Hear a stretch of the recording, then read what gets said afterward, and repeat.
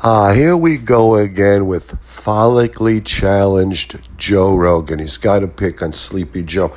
Joe's trying to point out that Sleepy Joe's using some Orwellian speak. Guess what, Joe? They all try to lie down, They try to taper down or temper their oncoming recession. Remember when George W. did it?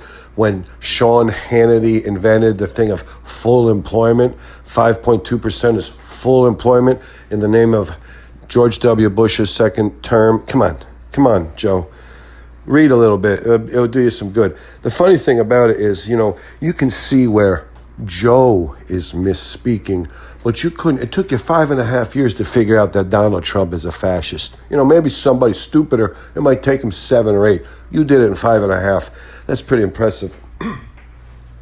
I thank you for pointing out that, Joe is doing a little bit of recession doublespeak, but you didn't point it out when Donald was doing a lot of coronavirus doublespeak. Remember when it was Trump's job to manage the crisis, and instead he wanted to fib or lie the crisis?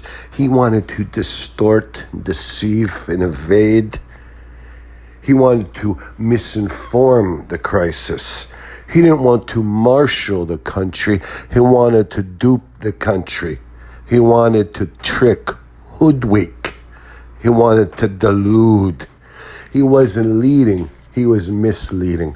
So now you're accusing old Sleepy Joe. Joe, he's doing the best he can. He's a little on the immature side.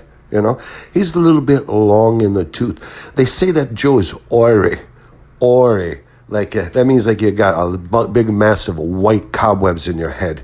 And maybe he is, And Joe, he's not decrepit or doddering. Somebody shouldn't say, just because some people say Joe is superannuated Joe. They shouldn't say Sleepy Joe. They should say superannuated Joe. Superannuated. You look it up. You see what that's all about. You mark my words, then you'll know. Then you have a little bit more respect for old Sleepy.